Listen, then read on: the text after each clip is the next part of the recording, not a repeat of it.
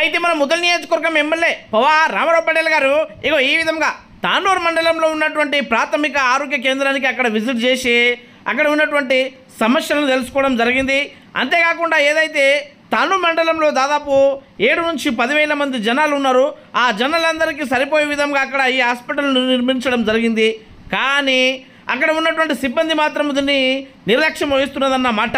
అదే ఎట్లా అనుకుంటున్నారా? అయితే మనకు అక్కడ పొద్దున్న 7 గంటలకు ఉడవలసిన చెత్త చెదారము క్లీనింగ్ అది ఎవ్వరు చేస్తలేరు. ఇక అది చేయకపోతే చేయకపోయా వచ్చిన డాక్టర్లన్నా ఇగో పేషెంట్లకు చూసుకోవాలంటే గాడ డాక్టర్లు లేరు. మరి ఎవరైనా పేషెంట్లకు చూసుకున్నది ఎవరు చూసుకోవాలి, ఎట్లా వాళ్ళ తిప్పలకు చక్కబెట్టాలి, వాళ్ళ భాగవతులను ఎవరు తెలుసుకొని వాళ్ళకు జ్వరము దగ్గు సర్ది అవుతుంది. ఇప్పుడు ఈ వర్షాకాలం కాబట్టి వాళ్ళకి ఎవరు ట్రీట్మెంట్ ఇవ్వాలి అని అనుకుంటున్నారా? గది దేవుడికి ఎరక. అందుకే మన రామారావు పటేల్ సార్కి ఇలా హాస్పిటల్కి వెళ్ళి ఆడ మొత్తం తనిఖీ చేసి ఆడ డిఎంఐహెచ్ఓ గారికి వెంబడి ఫోన్ కలిపి ఏందయ్యా మీ డాక్టర్ ఏరి ఒక్క డాక్టర్ లేడో, ఒక డాక్టర్ కూడా ఇక్కడ డ్యూటీకి సరిగా వస్తలేడు, మీరు ఏం చేస్తున్నారు? మరి వెంబడే డాక్టర్లందరికీ నా ఆఫీస్ క్యాబ్కు రమ్మని చెప్పండి, మాట్లాడతా. అంతేకాకుండా మీరు కూడా జర డాక్టర్ల మీద నజర్ ఉంచి వాళ్ళకు ఒక వెంబడే వాళ్ళకు వార్నింగ్ ఇచ్చి డైలీ డ్యూటీకి వచ్చేటట్టు చేయాలని అక్కడ తెలపడం జరిగింది. ఇక ఈ కార్యక్రమంలో భాగంగానే మన శివాజీ పటేల్ గారు, రమేష్ భాయ్ గారు, అదేవిధంగా చిన్నన్న గారు ఈ కార్యక్రమంలో పాల్గొని అక్కడ ఉన్నటువంటి అన్ని సమస్యలు రామారావు పటేల్ గారికి తెలపడం జరిగింది. డాక్టర్ లేడు, సిహెచ్ఓ 3 రోజుల నుంచి అబ్సెంట్ ఉన్నారు. వస్తాడు 12 గంటలకు 1 గంటలకు వస్తాడట, ముఖం చూపించిపోతాడట.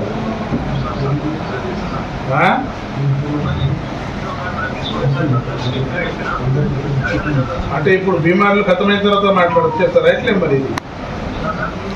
ఇవి బీమార్లు ఇప్పుడు ఈ సీజన్ ఖతమైన తర్వాతనే ట్రీట్ చేస్తారా?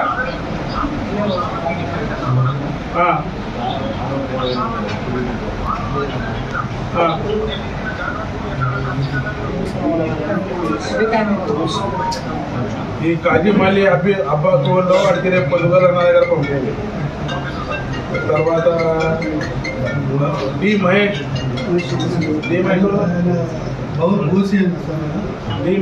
లేడు. తర్వాత గణేష్ గౌడ్ లేడు.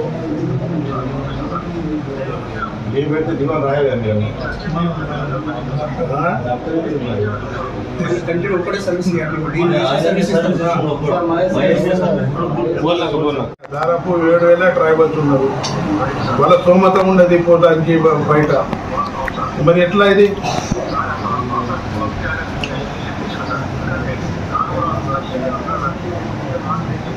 సరే 3 days చేయమని కదా.